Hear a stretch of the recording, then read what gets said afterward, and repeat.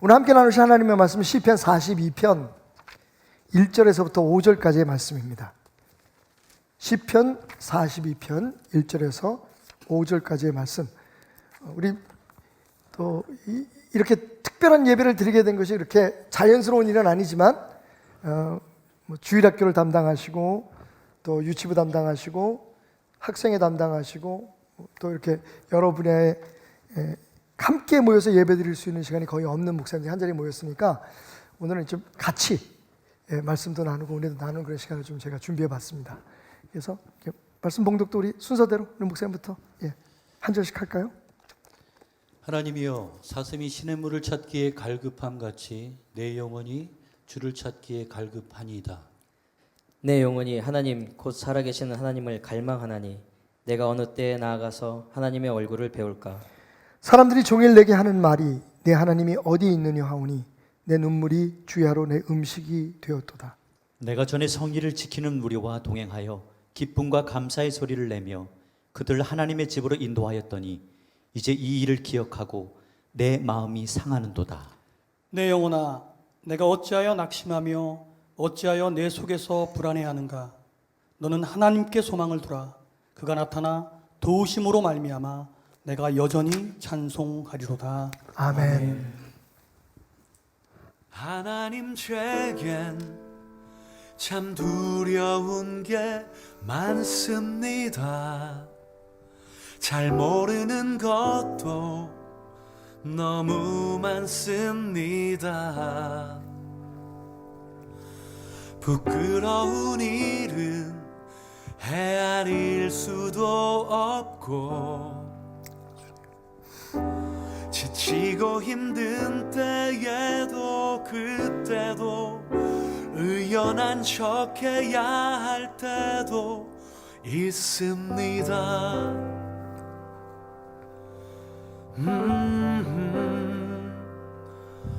그래도 하나님 아버지, 하나님을 아버지라 부를 수 있어서 난 참 좋습니다.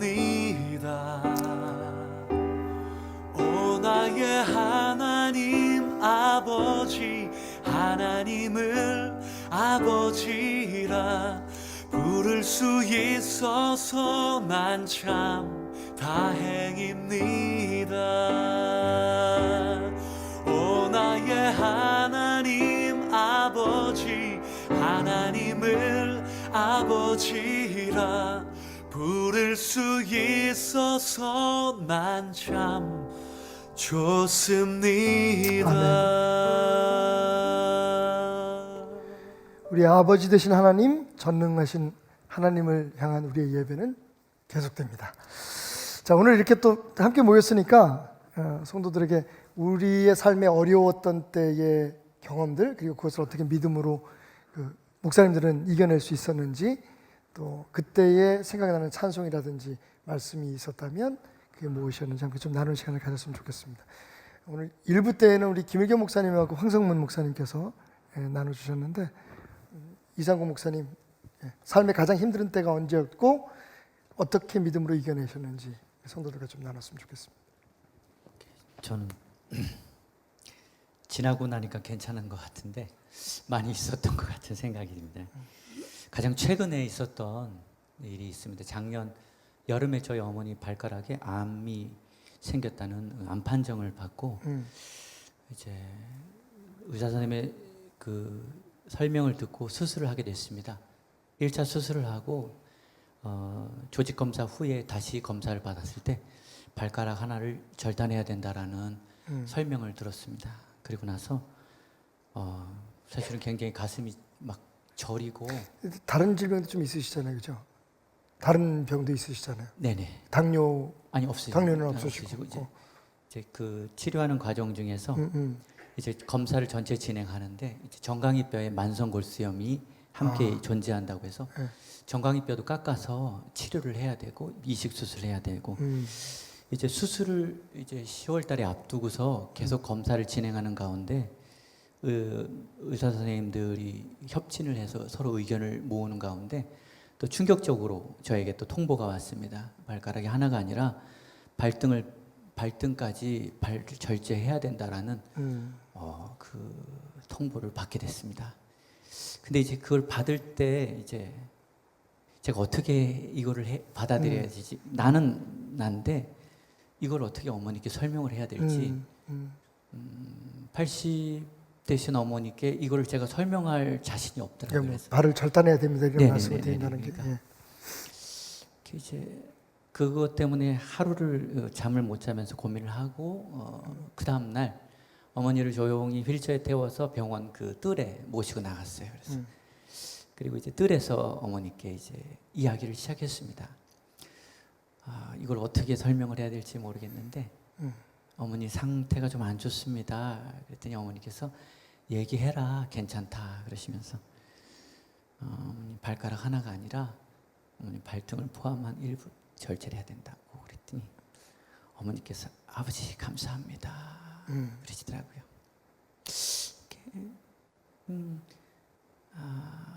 하나님께서 왜 하나님께 감사하시는 그 어머니 모습을 보면서 저는 눈물이 나는데 어머니는 감사를 하시더라고요. 어머니 눈물도 안 보이시고 좌절도 안 하시고 괜찮다고 이렇게 얘기하시는 거예요. 그래서 또 없으면 없는 대로 사는 거야 라고 오히려 그렇게 편하게 얘기하실 줄 몰랐습니다. 그렇게 해서 이제 10월 달에 수술을 진행했습니다. 그렇게 어머니께서는 마음을 담대하게 먹으셨고 이제 저는 힘겹게 수술 동의를 했습니다. 머릿속에서는 계속 앞으로 수술을 마치고 퇴원해서는 어떻게 생활하실 것인지까지도 막 짐작하게 생각이 되었고 근데 이제 수술하고 얼마 안 되셔서 이제 아버지께서 갑자기 위독해지셔서 하나님 품에 안기게 되셨습니다. 근데 이제 그걸 또 어머니께 얘기를 해야 되잖아요. 이제 수술을 받으셨는데 아버지 돌아가셨다고 그날 아침에 얘기를 꺼내는데 어머니께서 또 얘기를 하려는 겁니다. 뭘 그렇게 고민하는 게 맞냐 얘기를 하라고 그래서 오늘 새벽에 아버지께서 하나님 품에 안기셨어요 그랬더니 어머니께서 아버지 감사합니다 그러시는 거예요. 오늘 새벽에 꿈을 꿨다는 겁니다. 하나님께서 아버지를 안아주시고 아버지가 마지막 인사를 하러 왔고 그리고 하나님께로 먼저 간다고 라고 얘기를 하시고 그렇게 가셨다는 거예요. 그래서 그렇구나. 그리고 한없는 위로를 주시더래요. 그래서 어머니께서 그냥 꿈이려니 내가 병원에 오래 누워 있으니까 그런가 보다 했는데 어머니께서 그 아버님의 그 돌아가신 통보를 들으시고 아버지 감사합니다 또 그러시니까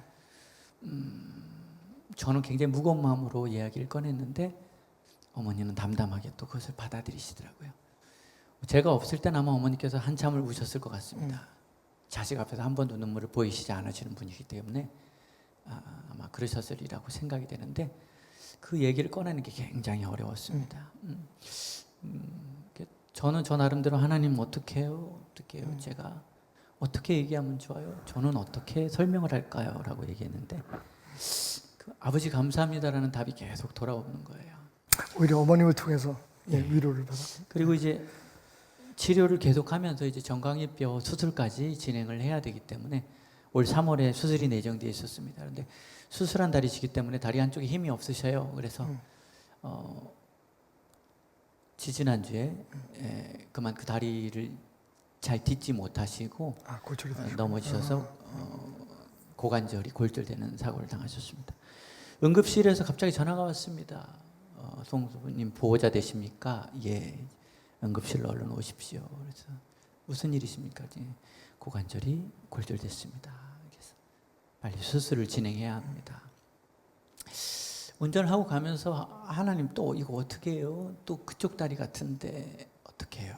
그래서 또 그렇게 찾아가서 어머니께 이렇게 했더니 어머니 또 감사합니다 그러시는 거예요. 어머니는 감사합니다라는 말밖에 모르시나 봐요, 그죠? 이만해서 그것밖에 배우신 게 없어요. 이만해서 감사합니다. 자식이 또 걱정할까봐 계속 괜찮다고 하시는 말씀으로 이렇게 힘겹게 수술을 마치셨습니다. 어쩌면 지금까지 받았던 수술보다 큰 수술이었는데도 불구하고 수술을 잘 마치시고 지금 이동을 하는데 편안하게 해드려야 되는데 요즘 상황이 안 좋지 않습니까? 좀 더 좋은 의료 시설에서 좀 더 편안하게 치료를 받으셔야 되는데 그렇게 해드리지 못한 부분들이 병원에서 오랫동안 오래 머물지 못하게 머물지 하죠. 못하는 상황이 됐습니다. 그래서 이렇게 머물게 되셨는데 저희 어머니 또 그것도 감사합니다. 그러시고 여기도 괜찮다라고 하시는 겁니다. 지금 목사님 믿음을 얘기하는 게 아니고 어머님 믿음 네. 얘기하고 계시네. 그 사이에 또 좋은 일도 있었잖아요, 그죠? 네, 예, 네. 진짜 일이 많았다 목사님 그동안에, 그지? 근데 또 이제 그런 과정에서 또 좋은 일도 하나 있었어요, 그죠? 예, 어떤 또 이제 저희 큰아들은 이제 그 또 뼈에 대해서 수술을 앞두고 있었습니다. 2년이라는 기간을 두고 기다리면서 서울대병원에서 수술을 앞두고 있었습니다. 이 수술은 반드시 해야 됩니다라고 하는 의사 선생님 두 분의 소견이 있었기 때문에 그 의견에 따라서 2년 동안은 공부를 하기 위해서 좀 멈춰서 나이가 이제 20살, 21살이 되기 때문에 이제는 수술을 해도 되겠다 판정을 해서 예약된 날짜에 수술을 진행하기 위해서 검사를 진행했습니다. 그런데 어떻게 이제 다 자란 성인이 뼈가 변형돼서 자랄 수 있을까라는 생각이 들 만큼 뼈가 이렇게 편하게 바뀐 거예요. 제자리로 돌아. 예. 그래서 수술을 받지 않아도 되게끔 이렇게 참 변화가 있었습니다. 우리의 삶에 하나님이 어떤 고난을 주실 때 그냥 항상 아픔만 주시는 게 아니라 그래도 조금씩 희망을 갖고 믿음을 가지라고 그런 일들을 또 중간중간에 이렇게 주시는 것 같아요, 그죠? 이렇게 예. 어머니를 보면서 이제 하나님 말씀이 떠올랐는데 하박국 3장에 이런 말씀이 있습니다. 비록 무화과 나무가 무성하지 못하고 포도나무에 열매가 없으며 감람나무에 소출이 없으며 밭에 먹을 것이 없으며 우리의 양이 없으며 외양간에 소가 없을지라도 나는 여호와를 말미암아 즐거워하며 나의 구원의 하나님으로 말미암아 기뻐하리로다. 주 여호와는 나의 힘이시라. 나의 발을 사슴과 같게 하사 나를 나의 높은 곳으로 다니게 하시리로다. 아멘.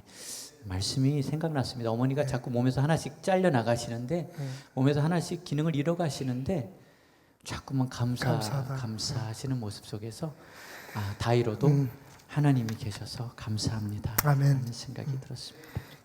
감사는 우리 자신에게 그 어려움을 이기게 하는 힘을 줄 뿐만 아니라 이렇게 주변에 특히 자녀들, 관계된 사람들에게도 희망을 줄 수 있는 그런 힘이 있는 것 같습니다.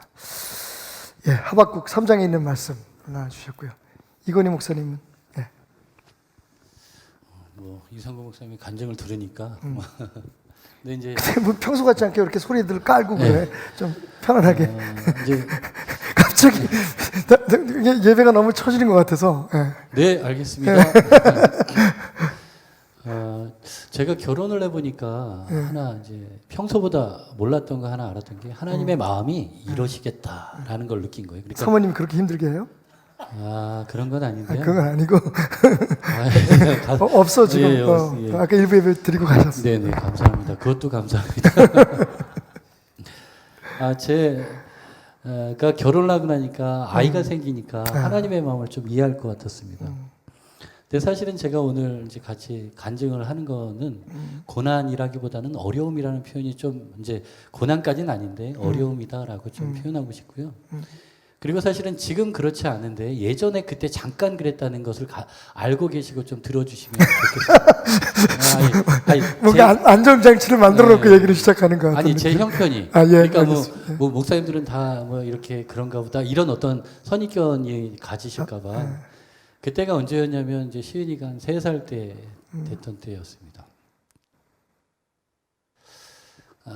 근데 이제 시은이랑 같이 동네를 이렇게 다녀야 되는데 제가 그때 공부를 한답시고 한 6개월을 시간을 아내한테 달라고 그러고 사역을 멈췄습니다. 그러니까 배들기 오기 바로 직전까지. 바로 직전. 그러니까 제 아내한테 6개월의 시간만 다오라고 얘기하고 제가 쓰던 논문 때문에 계속 논문을 쓰고 있었고 이제 그 전에 있었던 교회에서 사임하고 난 다음에 약간의 뭐 퇴직금도 약간의 퇴직금 뭐 이 정도를 가지고 이제 아껴 쓰면서 그렇게 살고 있었을 때였습니다.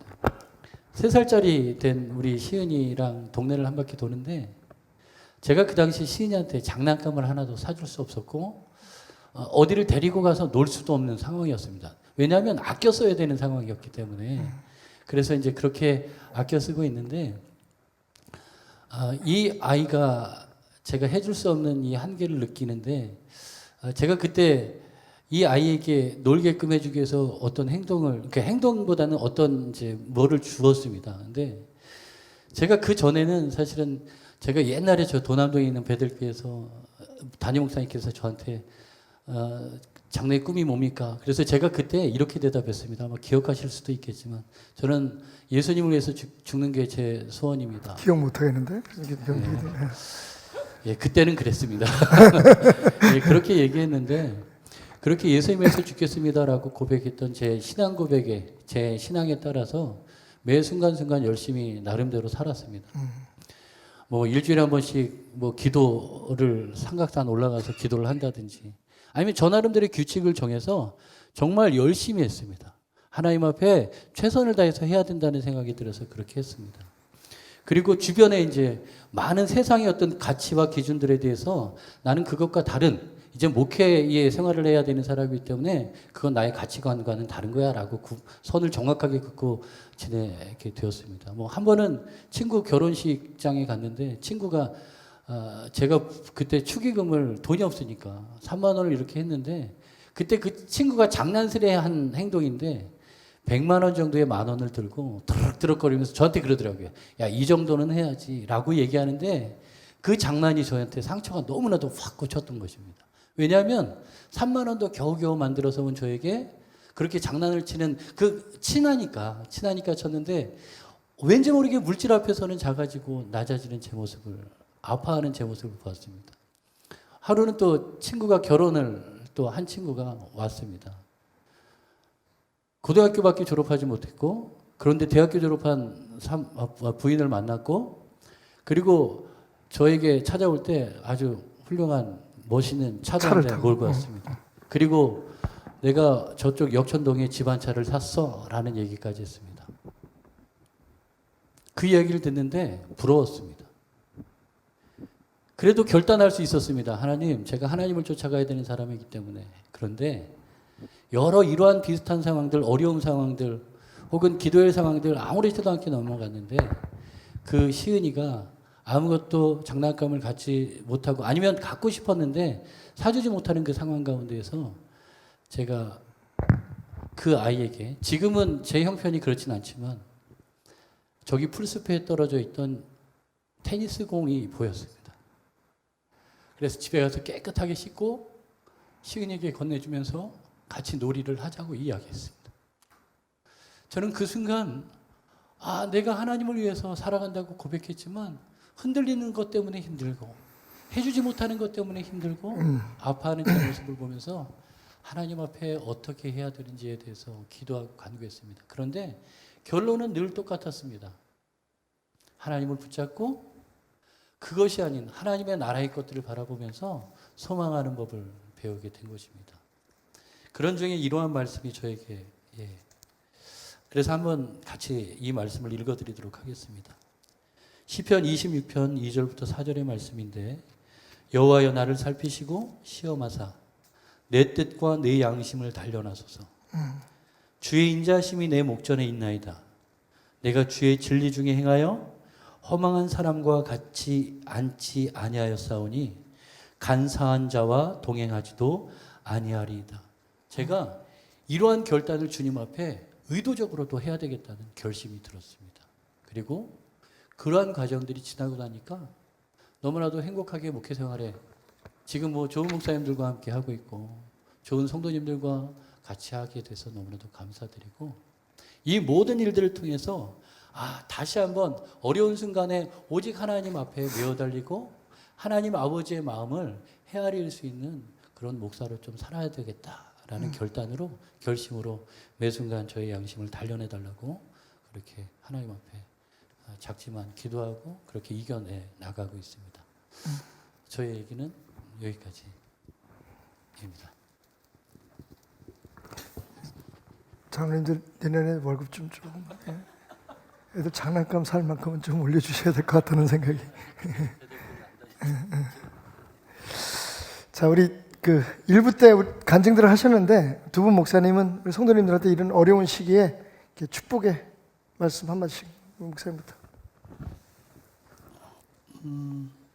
고난과 역경이 없는 때는 없었던 것 같아요. 지금도 마찬가지고 그렇지만 그 고난과 역경을 바라보는 것이 아니라 그 고난 역경 뒤에서 여전히 일하고 계시고 여전히 함께 동행하시는 하나님을 바라보며 승리하는 우리 성도님들에게 주님의 이름으로 축복을 드립니다. 아멘. 허 목사님. 제 일부 때도 말씀드렸는데 지금 다시 한번 생각을 할 때 그냥 간단하게 생각해서 고난이 큰지 하나님이 크신지 그거를 우리가 잘 믿음으로 판단하면 확 될것 온다, 같습니다. 그지? 고난이 예. 큰지 하나님 크신지. 과연 고난이 큰지 하나님이 크신지. 그리고 김일기 목사님께서 말씀하셨는데 그 역경을 뒤집으면은 경력이 된다고 합니다. 그러니까 우리의 지금의 이 고난이 믿음의 경력이 되어서 하나님 앞에 또 이렇게 상급으로 쌓이는 그런 놀라운 축복이 있기를 바랍니다. 예, 모든 영광을 다시 한번 박수로 하나님 앞에 올려드리겠습니다. 이번에 저희가 이제 독일에서부터 불가리아까지 첫째 주에는 제가 2주 지금 유럽 선교 여행을 다녀왔는데요. 첫째 주에는 유럽 지역에 있는 유학생들 그리고 거기에 있는 이제 다음 세대를 위한 코스테라고 하는 집회가 있었습니다. 한 300여 명 조금 더 넘게 모였더라고요. 올해가 제일 많이 모였다고 하는데 거기서 이제 그 집회를 마치고 저희가 이제 자동차로 이동하면서 15명이 이동하다 보니까 돈이 적지 않게 들어요. 그래서 이제 저희가 자동차를 타고 이동하는 건 중간중간에 선교지도 또 방문하고 이런 목적도 있었지만 조금 이제 비용을 아껴보려고 갔는데 이제 선교사님들이 중간중간에 김치 가지고 이렇게 싣고 다니면서 찌개도 끓여주시고 또 한 끼는 라면으로도 이렇게 컵라면으로 먹고 또 그런 데서는 그 자체가 너무 즐겁고 행복했습니다. 이제 그러다가 물이 떨어져가지고 한 선교사님 네 분이 이제 물을 사러 가는 사이에 어린 아이가 선교사님 자녀 하나가 우리 곁에 남게 됐어요. 처음에 막 우리가 놀다가 보니까 엄마 아빠가 없는 거예요. 아이가 울기 시작합니다. 그래서 이 아이가 보통 우리가 이제 여행하면서 초콜릿 칭얼거리면 초콜릿 주고 그러면 그냥 치고 그러더라고요. 그래서 주머니에 있는 초콜릿을 꺼내가지고 줬어요. 그랬더니 초콜릿 안 먹겠대. 빨리 엄마한테 데려다 달래. 엄마를 찾으면서 막 우는 거예요. 엄마 언제 오냐고. 그래서 옆에 있는 또 다른 목사님이 야 그러지 마. 저기 가서 장난감 사줄게. 장난감 사줄게 했는데 얘가 그것도 관심이 없는 거예요. 엄마 빨리 데려오래 엄마. 엄마를 잃어버린 엄마를 기다리는 아이는 진짜 다른 데 관심이 없더라고요. 엄마가 전부야. 엄마만 찾으면 되는 거야. 엄마 곁에만 있으면 되는 거야. 그렇게 평소에 좋아하던 과자도 그렇게 갖고 싶은 장난감도 엄마를 잃은 아이에게는 엄마 이외에는 답이 없더라고요. 엄마 이외에는 필요한 것이 없다는 것을 느낄 수 있었습니다. 그리고 조금 있다가 선교사님 네 분이 차에다가 물을 싣고 돌아오니까 언제 그랬냐는 듯이 금방 아이가 울음을 그쳐요. 그리고는 뭐 했을까요? 저를 향해서 목사님 초콜릿 줘. 그때야 비로소 그 초콜릿을 생각해내는 거죠. 오늘 시편 42편을 읽으면서 저는 이 시편 42편의 기자가 정말 엄마를 찾는 아이처럼 하나님을 갈망하고 있구나라는 것을 생각할 수 있었습니다. 자, 1절, 2절 이렇게 고백하죠. 하나님이여 사슴이 시냇물을 찾기에 갈급함같이 내 영혼이 주를 찾기에 갈급하나이다. 여러분, 목이 말라서 물을 찾는 사슴은 물밖에는 관심이 없는 거죠. 여러분 알다시피 사슴이 물을 마시러 찾아가는 그 냇가에는, 그 호수에는 여러분 무서운 맹수들도 와 있습니다. 그런데 맹수에 잡아먹히는 그런 위험이 있을지라도 물을 마시지 않으면 죽기 때문에 이 사슴은요, 그 모든 위험을 무릅쓰고 물을 찾아 헤매는 겁니다. 다른 무엇보다도 내 마른 목을 채우지 않으면 내가 생존할 수 없다라고 하는 강한 본능 때문이었겠죠. 저는 오늘 이 말씀을 읽으면서 한 가지 중요한 사실을 깨닫게 되었습니다. 그리고 작금에 우리가 처해 있는 상황을 보면서 말이죠. 여러분, 어느덧 우리에게 예배는 본능이 되어버린 거예요. 하나님을 향한 갈망은 우리의 습관이 아니라 본능이었다는 것을 깨닫게 된 거죠. 갑자기 우리가 함께 모여서 예배 드릴 수 없다는 이야기를 들었을 때 여러분, 저희가 오늘 이 예배를 준비하게 된 근거가 뭘까요? 사실 담임 목사 입장에서, 그리고 우리 이제 장로님들하고 같이 계속해서 제가 톡으로 이런저런 이제 그 온라인 컨퍼런스를 하면서 굉장히 처음엔 갈등을 많이 했어요. 두 가지 위험이 있죠. 하나는 만약에 이런 이유 때문에 우리가 함께 모여서 예배 드리지 않는다고 하면 아마 정말 스스로 믿음이 좋다는 분들은 그렇게 우리를 비난할 거예요. 저를 그렇게 비난할 겁니다. 무슨 이런 것 때문에 예배를 안 드려? 하나님이 살아계시면 이 정도의 병균이 무슨 문제야? 하나님 지켜주신다. 이렇게 고집하는 분들도 있을 겁니다. 그런 분들에게 있어서 만약에 오늘 우리가 함께 모여서 예배드리지 않는다라고 하는 결정을 내리게 되면 우리는 비난의 대상이 되겠죠. 그리고 물론 모든 분들이 다 우리 교회의 그 지도자들이, 리더들이 전부 다 거기에 대해서 그 비난을 피할 수는 없겠지만 역시 제일 큰 문제는 담임 목사. 담임 목사 믿음이 저 따위야 저거. 전쟁이 일어나도 예배를 드려야지. 물론 저는 생각이 다릅니다. 왜냐하면 사실 저희 교회는 그런 면에서 좀 결정하기가 다른 목사님들도 쉬웠을 것 같아요. 다른 목사님 5분 목사님하고 같이 다녔는데 그분들 진짜 고민을 많이 하더라고요. 성도들이 이걸 어떻게 받는, 이 폭풍이 지나고 난 후에 그동안에 이 주일 예배 성수해라, 본교회에서 무슨 일이 있어도 예배 드려라, 이렇게 가르쳤던 목사님들이 도대체 그 다음에 무슨 얘기를 할 거냐는 거죠. 다행스럽게 저는 그렇게 얘기를 안 했기 때문에 우리는 교회로 불림을 받은 게 아니라 교인이 되라고 불림 받은 게 아니라 선교주의 선교사가 되라고, 예수 증인 되라고 교회에 불림을 받았다라고 가르쳤기 때문에 사실 저는 그 이후에 설명하기가 어렵진 않을 거예요. 그리고 지금 각 처소에서 예배 드리는 분들이 다 그렇게 생각할 겁니다. 그래, 우리가 있는 곳이 예배 현장이지. 그렇다고 해서 이 모든 어려움이 풀리고 난 다음에 교회 이제 안 나가도 되겠네, 테레비로 예배 보겠네 하는 사람들이 계신다면 그 앉은 자리에 풀도 안 날 줄 믿습니다. 교회는 중요한 거죠. 그죠? 오직 성령이 너에게 임하시면 너희가 권능을 받는 데가 어디예요? 교회입니다. 근데 제가 드리는 말씀이 뭐냐면 그 교회가 우리의 궁극적 목적이 아니라는 거죠. 지금 한국 교회가 그 위기에 처한 거예요. 이거 지나고 난 다음에 저는 그게 더 걱정이 돼요. 앞으로 뭐라고 얘기할 건가? 왜냐면 우리 목사들이, 그 교회 지도자들이 당회에서, 우리는 청주교회지만 결정했잖아요. 교회에서 다 같이 모여드리는 예배를 드리지 않겠다. 이런 모순이 어디 있어요? 저는 다시 한번 우리가 진리 위에 서야겠다라고 하는 생각을 가졌는데, 그럼에도 불구하고 목사가 믿음이 저 따위밖에 안 돼라는 비난을 받을 수 있다라고 하는 염려가 한쪽에 있었습니다.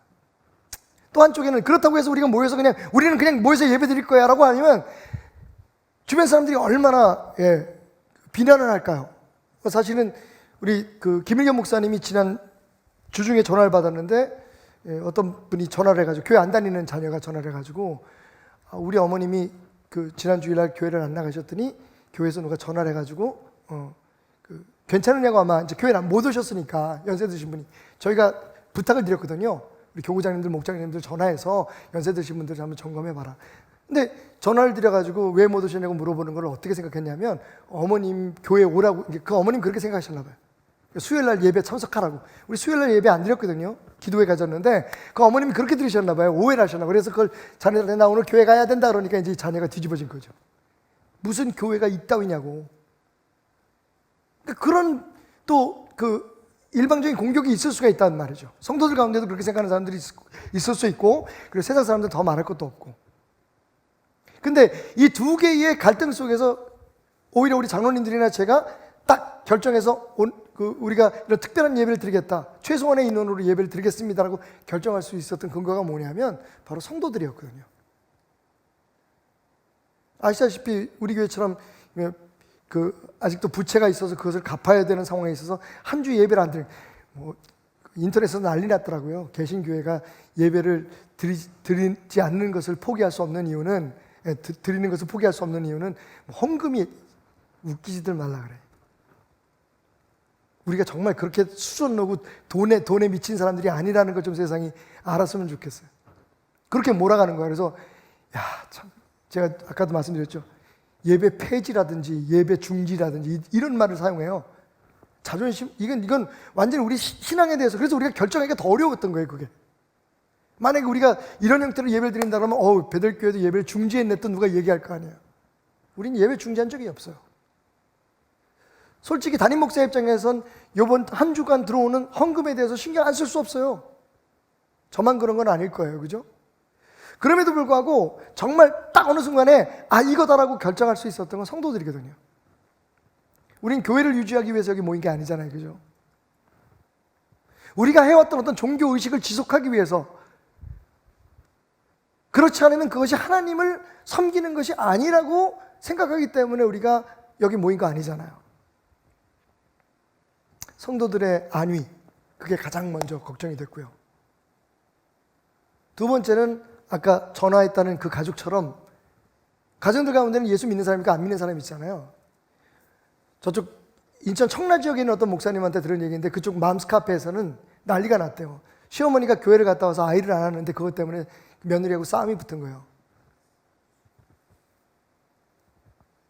그래가지고 또 시어머니는 그 자리에서만 내 교회 갔다 왔는데 교회 갔다 오셨으면 그 많은 사람들이 모이는데 아기를 안으면 안 되잖아요. 그래서 싸움이 붙었는데 시어머니는 무슨 인터넷을 하실 수 있습니까? 뭘 합니까? 그러니까 시어머니는 그냥 묻혀버린 거고 그 며느리는 맘스 카페에다가 그 교회와 자기 어머니를 비난하는 글을 올린 거죠. 생각했어요. 이런 시기에 교회가 가정의 화목을 지켜줘야겠다. 그게 나아가서는 그 가족들을 교회로 인도할 수 있는 문을 열어놓는 일이기 때문에. 우리 고집 부릴 수 있어요. 하나님 우리 지켜줄 거야. 그리고 또 한 가지는 사회적인 책임입니다. 교회. 더 이상 저 사람들이 교회를 비난하고 조롱하지 못하게 만들어야 되죠. 우리가 결국은 이제 어제까지 큰 교회들 예배 드리겠다고 하는 교회들이 이제 근데 또 거기다 또 예배 중지했다는 표현을 써서 저는 좀 마음이 상했습니다만 이게 얼마나 고뇌스러운 일인 줄 아십니까? 근데 딱 한 가지만 생각하면 돼요. 하나님이 뭘 기뻐하실까? 하나님이 우리 교회에 여기 몇 분 안 되시지만 우리 목사님들과 우리 여기 교회 리더들에게 맡기신 게 뭐예요? 교회를 유지하라는 겁니까? 이 건물을 지키라는 겁니까? 아니잖아요. 그러니까 사실은 우리는 어떤 면에 있어서 그걸 결정하기가 어렵지 않았다는 거죠. 그러면서도 아쉬운 건 우리에게 익숙했던 예배, 우리가 함께 오늘 시인의 고백처럼 언제쯤이야 내가 많은 성도들을 그 예배의 자리에 인도하는 그 기쁨을 회복할 수 있을까? 우리가 함께 드리는 그 예배의 기쁨을 우리가 내려놓고 익숙했던 예배 현장에서 물러나서 각 처소에서 예배를 드리는 순간, 그렇게 해야만 한다고 결정하는 순간 제 마음속에 느껴졌던 게 뭐냐면 우리는 그냥 매주마다 들을 그 예배가 그냥 이렇게 우리 습관적으로 우리의 그냥 하나의 그런 일상이 되었다고 생각했지만 이게 본능이라는 사실을 알게 된 거죠. 여러분, 사슴이 물을 찾는 건 본능입니다. 물을 먹지 않으면 죽는다는 걸 알기 때문에 어떤 위험이 있어도 물을 찾아서 헤매는 게 사슴의 본능이라면 오늘 이 신의 고백처럼 여러분, 예수 그리스도가 성령님이 우리 안에 계셔서 성전된 우리의 삶에 하나님을 향한 갈망은 우리가 인정하든 인정하지 않든 우리의 본능이 되어버린 거예요. 그러니까 불안한 거예요 지금.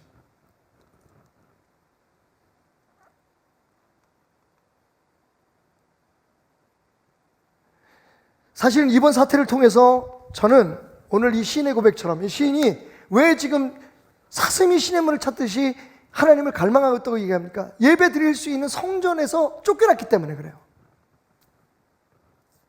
그때는 몰랐는데, 그때는 너무 당연스러운 걸로 알았는데, 여러분, 우리가 매일 먹는 밥, 매일 먹는 맛있는 반찬, 이런 거 있을 때는 몰랐는데, 그게 다 사라진다고. 지금 보면 그러면 안 되는데, 일부에서는 사재기라고 그런다는 소문이 있잖아요.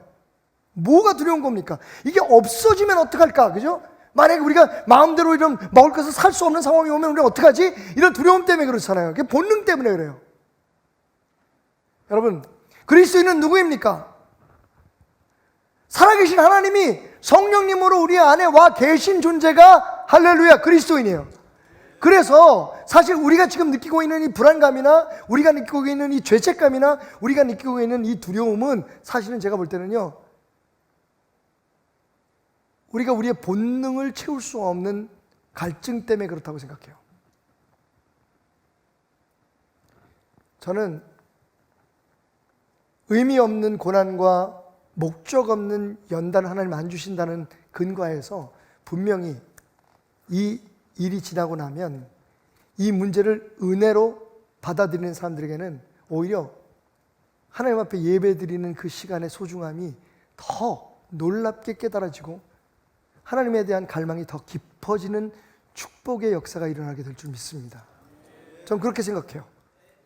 이 일을 통해서 우리는 우리가 함께 모여서 예배드리는 이게 우리의 본능이었구나. 안 하면 죽을 것 같은 거예요. 하나님을 예배하고 하나님을 찾지 않으면 살아갈 수 없는 존재인 것을 깨닫게 되는, 그래서 우리가 드리는 예배는, 하나님에 대한 우리의 갈망은, 이 갈증은 그냥 훈련에서 얻어지는 습관이 아니라 하나님의 사람이 되는 순간, 예수의 보혈의 피로 구원받아 하나님의 자녀가 되는 순간 우리에게 자연스럽게 이루어진 본능이다. 밥을 안 먹으면 배고프고, 잠을 안 자면 졸리고, 물을 못 마시면 목마른 것처럼 하나님을 향한 갈망이 우리의 본능임을 깨닫게 되는 귀한 축복의 계절이 되기를 주님으로 축원드립니다. 자, 그렇다면 왜 우리는 이 갈증을 느낄 수밖에 없을까요? 왜 이런 상황이 벌어졌을까요? 물론 여러 가지로 이해할 수 있지만 오늘 우리는 시인의 고백에서 한번 그 근거를 찾아봅니다. 이렇게 얘기해. 사람들이 종일 내게 하는 말이 내 하나님이 어디 있느냐 하오니 내 눈물이 주야로 내 음식이 되었도다. 내가 전에 성의를 지키는 무리와 동행하여 기쁨과 감사의 소리를 내며 그들을 하나님의 집으로 인도하였더니 이제 이 일을 기억하고 내 마음이 상한다고 이야기하고 있습니다. 3절과 4절 말씀이죠. 자, 이 시를 쓴 사람이 누구냐를 우리가 여기서 추측해 볼 수 있어요. 그리고 이 말씀 위에 써 있는 부제를 보면 뭐라고 써 있냐면 고라 자손이 부른 마스길이라고 나와 있어요. 고라 자손의 마스길. 여러분, 고라 자손은 누구입니까? 고라 자손은 광야 생활 가운데 모세에게 대적하다가 땅이 갈라져서 죽은 그 부족이에요. 그 족속이에요. 그러니까 굉장히 이스라엘 역사 속에 치명적인 죄를 짓고 저주를 받았던 그런 사람입니다. 근데 이 사람들이 다윗의 때에 다시 그들의 자리로 돌아오게 됩니다. 우리는 그걸 은혜라고 얘기하죠. 너는 말이야 니네들 조상들 죄 때문에 그렇게 살 수밖에 없어. 절대로 너는 예배 드리는데 가까이 오지도 마. 이런 취급을 받을 수밖에 없었던 그 사람들이 다윗의 때에 하나님을 예배하는 것을 돕고 성전에서 그러니까 성막에서 섬기는 그러한 일꾼으로 다시 불림을 받게 되었어요. 얼마나 감격적이었겠어요. 자격 없는데 우리는 우리 조상들의 죄 때문에, 우리들의 잘못 때문에 그런 예배를 드릴 수 없는 사람들인데 우리에게 예배를 드리고 예배를 인도하고, 여기 말씀처럼 사람들을 주의 전으로 이끌어 올 수 있었던 그때의 기쁨을 지금 이야기하고 있는 걸 보면 전도도 하고 사람들을 말씀으로 기르는 그런 일들을 했단 말이에요. 근데 무슨 일이 벌어집니까? 다윗이 아들 압살롬에게 쫓겨서 다윗의 성을 떠나게 됩니다.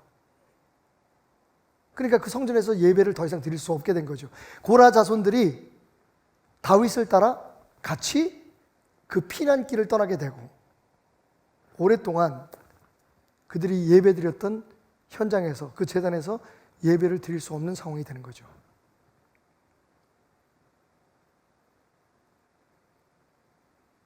그때 그들은 고백합니다.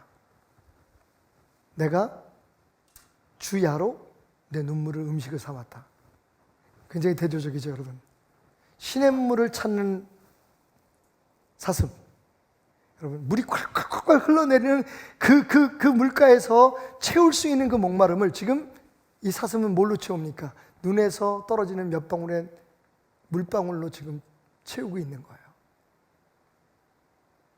왜 그렇게 됐습니까?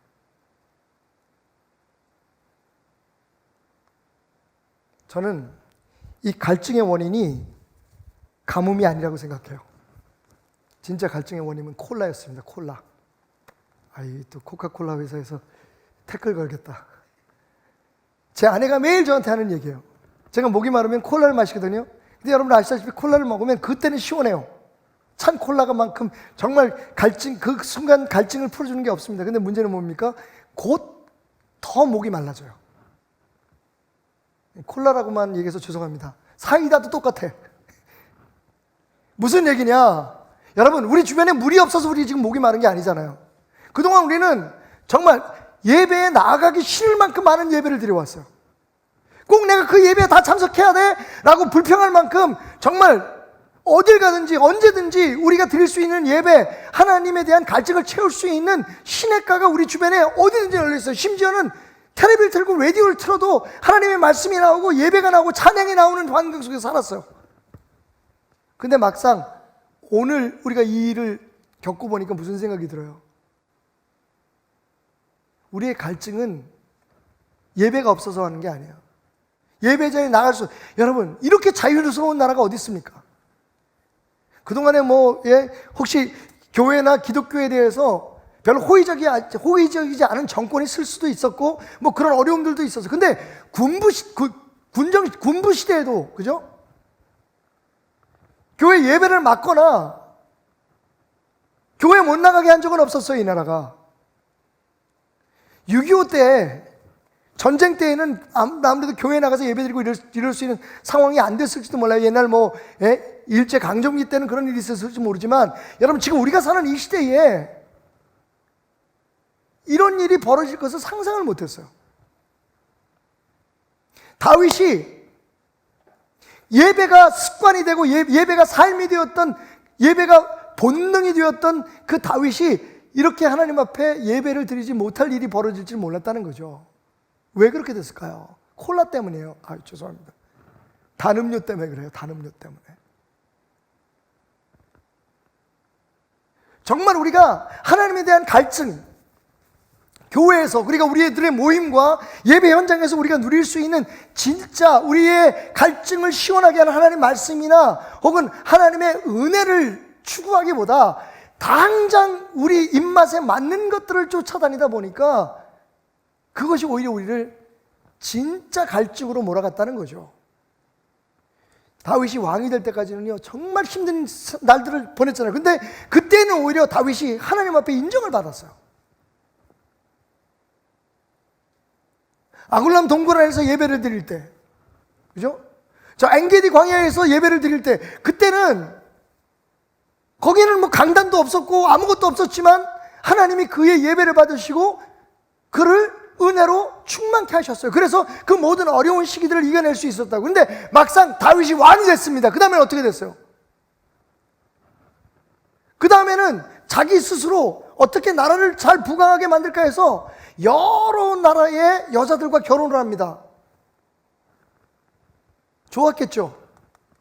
왕으로서 누리는 것들이 너무 행복했겠죠? 그런데 그 결과로 각기 다른 엄마의 배에서 태어난 아이들끼리 서로 문제가 생기고 결국은 다윗이 가장 사랑했을 것 같은 아들인, 성경은 그렇게 나와 있어요. 머리끝에서 발 정수리까지 흠이 하나도 없었다고. 얼마나 잘났는지. 그 압살롬에게, 그 믿었던 압살롬에게 지금 반역을 당해서 쫓겨나 예배를 드릴 수 없게 되었습니다. 잠시 다윗이 삶의 달콤한 뱀에 빠졌던 거예요. 이번 이 풍랑이 지나가고 난 후에 이 코로나19의 그런 19의 이 어려움이 지나가고 난 후에 우리가 우리의 진짜 갈망을 채워줄 수 있는, 우리의 본능이 되어버린, 하나님 아니면 살 수 없는 우리들에게 진짜 하나님의 은혜를 채울 수 있는 진실된 예배가 회복되기를 주님으로 축원드립니다. 교회에 여러 가지가 다 필요해요. 근데 우리 그동안에 여러분 교회 무슨 프로그램이나 우리의 모임이나 우리 교회 안에서 이루어지는 여러 가지 일들에 너무 우리가 매료되어 있었던 거예요. 당장은 그게 좋은 것 같이 느껴져요. 좋은 건물, 좋은 시설, 좋은 모임, 좋은 프로그램. 예? 뭔가 좀 이렇게 뭐 격식에 맞아 보이는 모든 예배 형식이나 이런 것들이 우리 만족이 될 수 있을지 모르지만 여러분, 그런 것들로 하여금 우리가 어쩌면 진짜 하나님에 대한 갈망을 잃어가고 있는지도 모른다는 겁니다.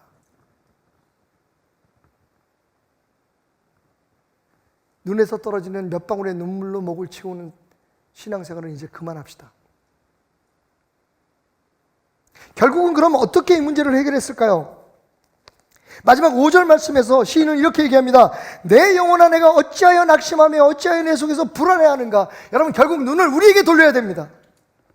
바이러스가 문제가 아니고, 지금 이 나라의 환경과 형편, 세계적인 어떤 그 흐름이 문제가 아니고, 여러분, 진짜 제가 한국 사람이라는 이유 때문에 비행기를 안 태워줄까봐, 혹은 국경을 넘을 때, 여러분 14일간 동안 가둬놓잖아요, 요새. 제가 13박 14일 그 일정으로 갔는데, 가는 날 잡혔으면 끝날 때까지 아무것도 못하고 거기 있다가 그냥 오는 거예요. 그리고 우리나라 좋은 나라, 우리나라는 그렇게 해서 그 자체적으로 자기를 격리하면 먹을 것도 주고 뭐 그런다 그러잖아요. 외국인도 그런다고 해서 좀 문제가 이슈가 되긴 했었습니다만 참 좋은 나라거든요. 유럽이나 이런 데는 아무것도 없어요. 지금 중국 같은 데 같은 경우도 갖다 딱 하고 밖에서 문을 잠가버리면 되잖아요. 뭐 생존을 위한 어쩔 수 없는 선택이겠지만 그럼 아무것도 못해요. 게다가 여러분, 떠나기 바로 전날 먼저 출발한 그 CTS 그 PD하고 또 권사님 한 분이 계셨는데, 선교사 준비하고 있는 권사님 한 분이, 그분들은요 프랑크푸르트 공항에 눈이 넘어와가지고 비행기가 못 떠서 거기에 갇혀 있었던 거야. 그리고 우리와 함께 참석했던, 포럼에 참석했던 프랑스의 목사님 한 분은 돌아가는데 갑자기 그 태풍이 불어가지고요 비행기가 다 못 뜬 거야. 여러분, 세상에 아까 누군가 얘기했듯이, 어떤 목사님이 얘기했듯이 것처럼 고난이 없는 시기가 없어요. 매일매일 우리 앞에 문제들이 있습니다. 그런데 그런 거 탓하면서 하나님을 예배하지 못하고 그것을 탓하면서 우리의 믿음이 흔들리면 안 된다는 거예요. 오늘 뭐라고 시인은 결과적으로 고백하냐면, 내 영혼에 문제가 있다는 거죠. 내 영혼아, 내가 어찌하여 낙심하느냐. 하나님이 살아계신데, 여러분, 시인의 고백을 다시 한번 귀 기울여 들어보십시오. 1절, 2절에서 뭐라고 얘기하냐면, 내 영혼이 하나님 곧 살아계신 하나님을 갈망하나이다. 아멘. 과거에 세상을 창조하시고 그냥 뒷짐지고 앉아있는 그 과거 옛날 역사 속의 하나님이 아니에요. 우리의 개념 속의 하나님이 아니라 지금 살아서 역사하고 계시는 하나님을 갈망하는, 그 하나님 안에서 소망을 찾는 이 시인의 고백이 결국 오늘 우리가 처해 있는 이 상황 속에서 우리가 하나님의 도우심을 받고 하나님의 능력으로 이 어려움을 이겨낼 수 있는 하나님의 사람으로서 회복되는 그 능력의 이유가 된다는 겁니다. 너는 하나님께 소망을 들어. 어떤 하나님이요? 살아계신 하나님, 지금도 우리와 함께 하시는 하나님, 이 모진 풍랑과 폭풍 속에서도 우리를 버리지 않으신 하나님, 분명히 이 일을 통해서 우리에게 더 좋은 것으로 주시기를 원하시는 하나님, 살아서 역사하시는 하나님 안에 소망을 두며 그 하나님 앞에서 우리가 어떠한 연약함과 부족함과 죄를 범했는지를 스스로 돌아볼 때에 살아서 역사하시는 하나님이 이 모든 어려움 속에서 오히려 그것을 통해 하나님이 원하시고 바라시는 선을 이뤄가시며 이 어려운 시기를 우리에게 기회로 삼게 하셔서 하나님의 사랑과 예수 그리스도의 사랑을 온 세상에 퍼뜨릴 수 있는 귀한 역사를 이루어 주실 것을 믿습니다. 오늘 우리가 드리는 이 특별한 예배를 통해 우리 안에 있는 하나님을 향한 본능적 갈망이 회복되기를 주님으로 축원드립니다. 우리가 하는 교회의 어떤 활동이나 그 어떤 것도 하나님을 향한 우리의 갈망을 빼앗아갈 수 없다는 것을, 우리의 목마름은 가뭄 때문이 아니라 콜라 때문이라는 것을 기억하는 귀한 은혜의 시간이 되길 바랍니다. 그리고 우리의 마음을 하나님께 두고 그 안에 소망을 두고 그 하나님의 역사하심을 기대하며 선하심을 바라는 우리 모두가 되기를 주님으로 축원드립니다. 사순절을 맞아서 말씀을 묵상하다가 마가복음에서 우리가 그냥 평소에 읽을 때는 깊이 생각하지 않고 지나쳤던 예수님의 아주 특별한 모습 하나를 발견하게 되었습니다. 마가복음 11장 15절부터 이런 말씀이 있어요. 그들이 예루살렘에 들어가니 예수께서 성전에 들어가사 성전 안에서 매매하는 자들을 내쫓으시며 돈 바꾸는 자들의 상과 비둘기 파는 자들의 의자를 둘러 엎으시며. 여러분, 익숙한 장면입니다. 예수님답지 않아 보이지만 예수님께서 이제 우리가 다음 주부터 함께 읽게 될 요한복음에 보면 사역 초기에 예수님께서 동일한 일을 성전에서 행하신 것을 볼 수가 있어요. 성전 안에서 장사를 하고 성전 안에서 돈을 바꿔주는 환전을 하는 사람들을 몰아내시고 성전을 정화하셨던 사건이 요한복음 예수님 사역의 초기에 기록되어 있습니다. 근데 이건 두 번째예요.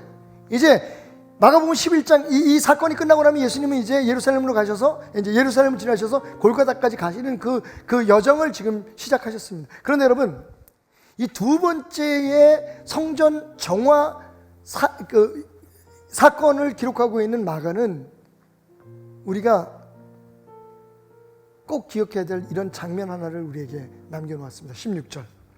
아무나 물건을 가지고 성전 안으로 지나다님을 허락하지 않으셨다.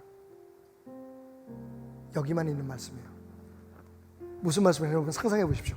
예수님께서 막 상을 엎으시고, 그죠? 만민이 기도하는 집이라고 일컬어지는 하나님의 집에서 장사하고 자기의 이익을 취하고 자기가 원하는 것들을 하려고 하는 사람들에게 대해서 예수님께서 그 상을 엎으시고 그들을 쫓아내시고 난 후에 그 다음 장면이에요. 그 다음 장면이 뭐냐면 그 상을 엎으시고 다 그냥 엉망진창이 된 그 성전들 한가운데 예수님이 서셔서요, 눈을 부릅뜨고, 아마 어쩌면 이런 자세였을지도 몰라요. 저는 혼자 상상해 봅니다. 제발 내 아버지의 성전, 만민이 기도하는 이곳에 강도의 소굴을 만들지 마라. 여러분, 말씀은 아무도 물건을 가지고 성전 안을 지나가지 못하도록, 다시 그 사람들이 그 더러운 돈꾀짝과 그리고 그들의 욕망을 채우기 위해서 잡아온 그 비둘기를 다시 가지고 들어오지 못하도록 예수님께서 눈을 부릅뜨고 눈물을 흘리시면서 그것을 막아내고 계셨다는 겁니다. 저는 말씀을 읽으면서 저도 모르게 이렇게 고백했어요. 예수님, 그 외로운 그 자리에 제가 서 있어도 될까요? 하나님에 대한 예배를, 하나님과의 그런 아름다운 관계를, 예수 그리스도께서 피값으로 사신 이 몸된 교회를 제발 더럽히지 말아라. 이제 더 이상 너희들의 욕망과 너희들의 욕구와 너희들이 원하는 것들을 이루기 위한 현장으로 만들지 말라고 외치시는 그곳에 우리 베델교회가 주님과 함께 울며 서 있으면 안 될까요?